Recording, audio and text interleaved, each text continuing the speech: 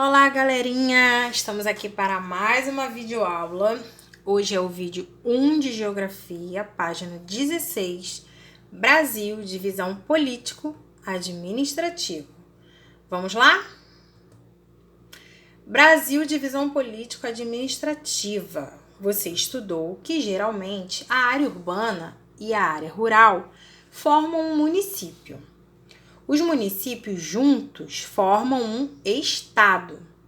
Ao todo, 26 estados e um Distrito Federal compõem o território do Brasil.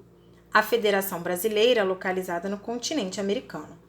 Então, quando eu falo de Federação Brasileira, estou falando de estados. Exemplos. No município do Rio de Janeiro, existem vários municípios. Eu dei aí de exemplo. Rio de Janeiro, São Gonçalo, Niterói, Nova Iguaçu. E tem os estados, o Acre, a Bahia, o Rio Grande do Sul e assim por diante. Então, quando todos esses municípios se juntam, formam um estado. Você sabia que o Distrito Federal é a menor unidade federativa do Brasil? Quer dizer que ele é o menor estado do Brasil?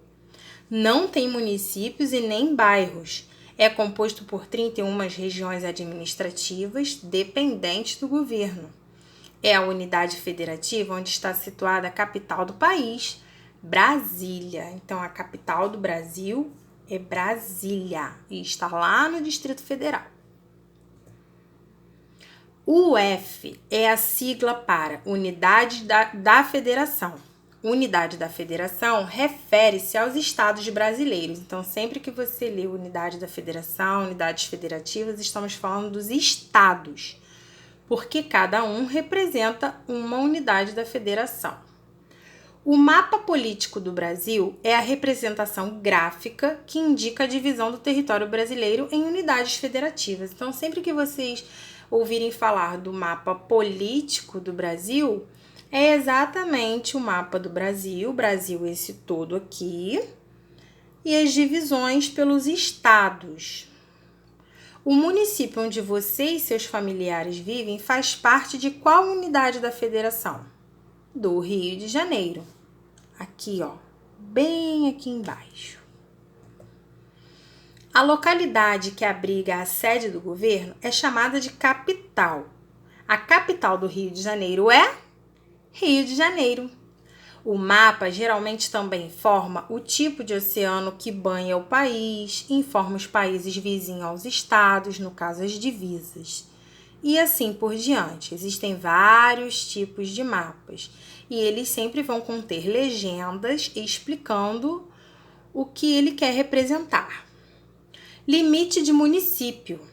Os limites entre os municípios e entre as unidades de federação, entre os estados, são definidos por lei e servem principalmente para facilitar a organização e a administração desses territórios. Então, essa organização é importante. Então, aí tem uma placa do limite de municípios de Nova Friburgo e Teresópolis. Assim, há um melhor controle e uma melhor organização.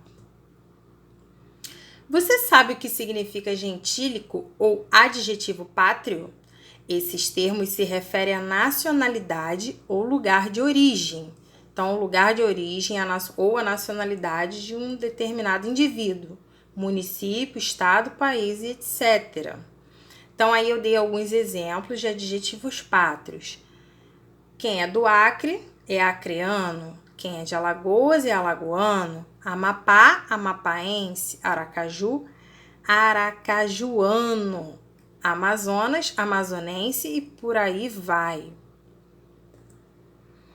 Os estados ocupam as regiões brasileiras no norte, no nordeste, no centro-oeste, no sudeste e no sul.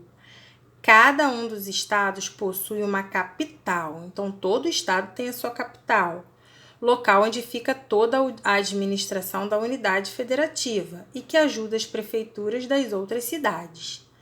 Os estados brasileiros também possuem abreviaturas, conhecidas também como siglas. Então, cada estado tem a sua própria sigla, para facilitar o reconhecimento de cada unidade federativa, de cada estado. Normalmente, essas siglas são escritas com as 2 primeiras letras em maiúsculo do nome do estado.